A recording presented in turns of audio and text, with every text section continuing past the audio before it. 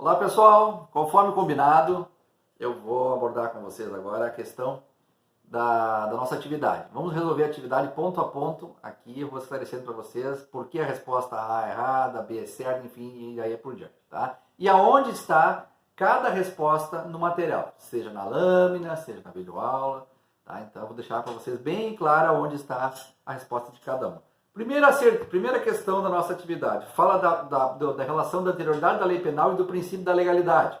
Acompanhe aí que eu vou acompanhar no meu material aqui para a gente ter interação com relação ao segmento. Bom, qual é a chamada da questão? Em relação à anterioridade da lei penal e ao princípio da legalidade, é incorreto afirmar que. Então ela está pedindo a opção que não está correta. Primeiro vamos dizer, professor, aonde eu acho um material para responder essa questão? Primeiro, artigo 1º do Código Penal. Tá? Segundo, isso está no material da aula 3. Lembra que eu postei na aula na aula passada, retrasada de vocês, eu postei o material para vocês ir pesquisando? Pois é, aquele material, inclusive eu falei na videoaula também sobre isso, tem na sua lâmina 15, então, ou seja, aula 3, lâmina 15, está a resposta dessa questão. Vamos lá. O que diz lá? O princípio da legalidade está baseado no artigo 1º do Código Penal e no artigo 5º da Constituição Federal Brasileira. Vamos para a questão. O que diz lá? A primeira opção. O princípio da legalidade consagrado no artigo 1º da Constituição do Código Penal. E vamos dividir a posição. O princípio da legalidade está consagrado no artigo 1º do Código Penal. Tá certo? Certo, beleza. Então é essa? Não. Vamos para a segunda parte enquanto situalmente descrito também no artigo 7º da Constituição Federal. O que diz a lâmina do nosso material? Que ela é bem clara, que diz aí no artigo 1º do Código Penal e no artigo 5º da Constituição Federal. Portanto, pessoal, essa questão já está respondida de saída, só com a lâmina 15 da aula 3. Tá? Mas vamos analisar as outras 3 opções para a gente entender por que elas estão corretas ou por que não estão. Vamos lá, a opção B diz o seguinte: segundo a anterioridade da lei penal, não há crime sem lei anterior que a defina. Aonde está isso, pessoal? Artigo 1º do Código Penal, o que diz lá? Caput. Não há crime sem lei anterior que a defina, ou seja, não pode haver um crime se não houver uma lei anterior que configure aquele respectivo crime como, efetivamente, descrição de punição. Por isso, o artigo 1º, caput, responde que a opção B está correta. Portanto, nós temos a opção A marcada como errada, que é a que a questão pede, a opção B correta. A opção C. O princípio da legalidade está consagrado no artigo 1º do Código Penal e encontra atualmente descrito também no artigo 5º da Constituição Federal. O que diz a lâmina da aula 4, a lâmina 15, diz lá o seguinte: o princípio da legalidade está disposto no artigo 1º do Código Penal, perfeito, e no artigo 5º da Constituição Federal. Então a opção C está correta, baseada no nosso material. A opção D, o que pede? O princípio da legalidade faz referência ao fato de não existir pena sem prévia combinação legal. O que diz, pessoal, o princípio da legalidade no nosso material? Vamos lá. Que não pode existir uma combinação de pena sem uma norma penal que especifique que aquele referido crime efetivamente é punível. Por exemplo, falei para vocês na sala de aula da bigamia. O crime de bigamia era crime e hoje não é mais considerado crime. Por quê? Porque uma lei posterior revogou a lei anterior e passou a considerar bigamia uma atitude não passível de punição criminal. Portanto, essa questão do princípio da legalidade rege esses pontos, em que, se o crime não tiver uma prévia combinação legal, não poderá ser considerado uma atitude a ser punida criminalmente.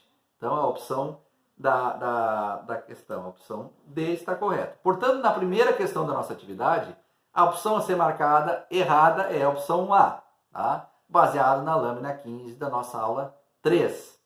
Pessoal, seguindo para a nossa segunda questão, em relação a os conflitos da lei penal no tempo. Para começar, professora, onde está isso no material? Conflito da lei penal no tempo. Em primeiro lugar, está na nossa segunda videoaula, na parte, mais ou menos em 8 minutos e 10 segundos, 8 minutos e 11 segundos, fala especificamente da questão 2, especificamente do conflito da lei penais, para quem quiser assistir lá. Mas, além da videoaula, esse material também está disposto na aula 4, que postei agora segunda-feira, na lâmina 5. A lâmina 5 traz, além da videoaula que tem esse material, a lâmina 5 traz essa parte do conteúdo onde é possível facilmente responder a questão. Vamos analisar a questão. Deixando claro, pessoal, que essa questão do conflito da lei penal no tempo, ela é chata por quê? Porque ela traz palavras em latim. Tá? E latim sempre é complicado. Mas é uma parte que é muito cobrada em concurso, então eu tenho que tentar abordar com vocês. E a hora da gente abordar é agora, e da hora da gente tirar as dúvidas também é agora. Por isso que nós estamos fazendo esse vídeo para tentar tirar as dúvidas. Vamos lá. O que pede a questão sobre esse conteúdo? Diz lá, com relação aos conflitos da lei penal, já sabemos onde está o material. É correto afirmar que, diferente da primeira, ele está pedindo o que é correto. Então nós vamos achar aqui 3 questões erradas e uma questão correta. Vamos para abolitio criminis. O que é o abolitio criminis? O que diz no material lá? Vamos ver. Nosso material diz o quê? A lei nova suprime normas enganadores anteriormente existentes. Ou seja, a lei nova veio a considerar que não é mais crime e revoga uma lei que antes considerava determinada infração como crime. O que diz a questão? Abolitio criminis. Nova lei torna atípica penalmente uma conduta até então considerada permitida. Errada, por quê? Porque ela considera típica. Tá? E justifico. Abolitio criminis, ela torna típica uma conduta até então considerada crime. Porque até então o crime, ele se cometido, ele ia ser punido, porque era uma conduta que efetivamente tinha aspecto punitivo. Com uma nova lei, que veio a revogar a lei que implicava o crime em questão, esse crime passa a não existir mais, portanto, é uma conduta que tem caráter típica. Tá?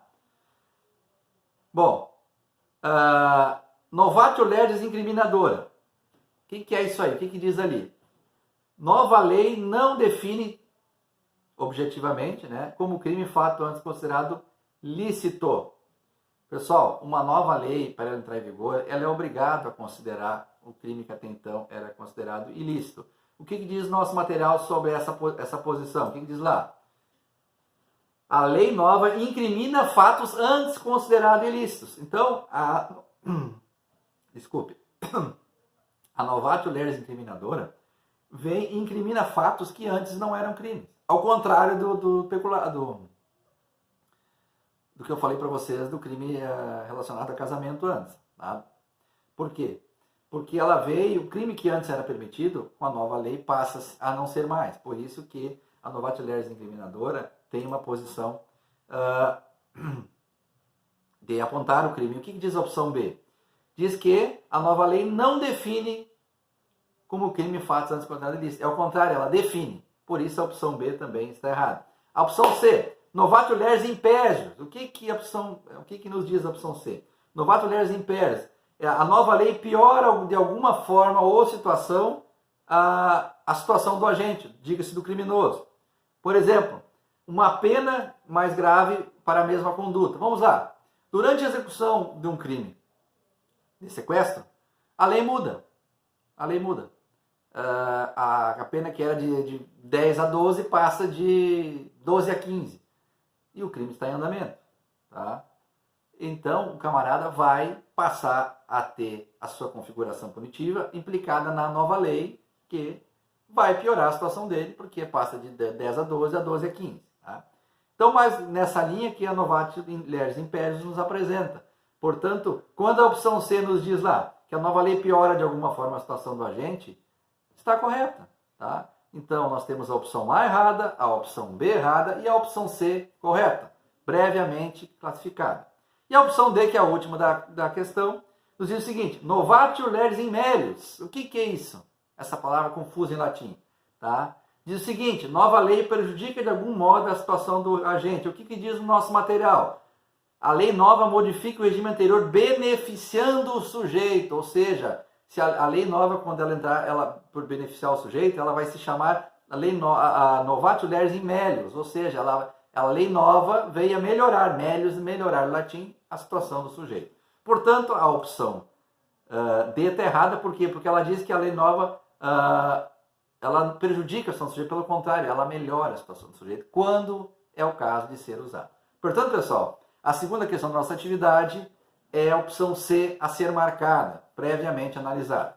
E fechando a nossa atividade de hoje, vamos para a questão 3, que trata da questão da lei excepcional ou temporária. Tá? Aonde está isso, professor? Onde é que eu acho esse material? Artigo 3º do Código Penal. Lâminas e videoaula. Tá? Na verdade, a videoaula ficou até o segundo, porque eu estou esperando o link para passar para vocês, tá, pessoal? Não estou culpando aqui o setor, D1, da Unisc, a gente tem que entender que está todo mundo correndo atrás da máquina, fazendo o que pode, tá? Então a gente vai se virando aqui, eu vou fazer minha parte, independente de vir ou não vir material. Pessoal, tanto que estou gravando hoje aqui, né? Vamos ver o que vai dar. Pessoal, então onde é que está essa resposta dessa questão 3? Artigo 3º do Código Penal. Qual é a assertiva? Em relação à lei excepcional ou temporária, é incorreto afirmar que... Então nós temos uma questão concursal datada de 2018, pedindo para que a gente ache a questão errada. Vamos para a primeira. A lei excepcional ou temporária aplica-se ao fato praticado durante a sua vigência. O que diz o artigo? A lei excepcional ou temporária, embora decorrido o período de sua duração ou cessadas as circunstâncias que a determinam, aplica-se ao fato praticado durante a sua vigência. Artigo 3º caput. O que diz lá? Opção A, durante a sua vigência. Portanto, a opção A está correta. A opção B. A lei temporária é aquela que permanece vigente durante um determinado período de tempo. Bom, pessoal, no material de vocês tem. O que é a lei temporária? O nome já diz, uma lei temporária é que ela tem um determinado tempo para se manter em vigor. Ou ela é uma espécie de lei que ela é implantada com o dia para início e dia de fim, ou ela é implantada para durar durante um período de uma calamidade pública, por exemplo, que a lei vai durar enquanto durar aquela situação atípica. Então, a opção B, que diz que ela permanece vigente durante um determinado período de tempo, está correta. Tá? A opção C, as leis excepcionais são criadas para atender necessidades transitórias, também está perfeita. Por quê? Porque se uma opção da lei temporária ou excepcional ela é feita para se desenrolar ou desenvolver durante um período transitório de tempo até a situação se resolver, ela é sim para atender necessidades transitórias. Portanto, a opção C está correta. Tem tudo isso no material. E a opção, pessoal, a opção seguinte nos traz o quê? Nos traz a assertiva que diz na questão que a lei excepcional temporária aplica-se ao fato praticado após a sua vigência. O que o caput do artigo 3º nos diz? Vou ler de novo. Tá? A lei excepcional temporária aplica-se ao fato praticado durante a sua vigência. Pessoal, a assertiva A, como está correta, responde a assertiva D. Então, uma questão de concurso, de banca, tá? Delegado de polícia, e que é uma questão que a gente responde com apenas entendendo o caminho da questão. Tá? Então, vou repetir. A questão 3, a resposta baseada exclusivamente e fortemente no artigo 3 do nosso material e no artigo 3 do Código Penal Brasileiro. Aí está as respostas que a gente precisa. Pessoal, espero ter conseguido contribuir. Tá? Até um próximo vídeo. Fiquem todos com Deus e cuide-se aí.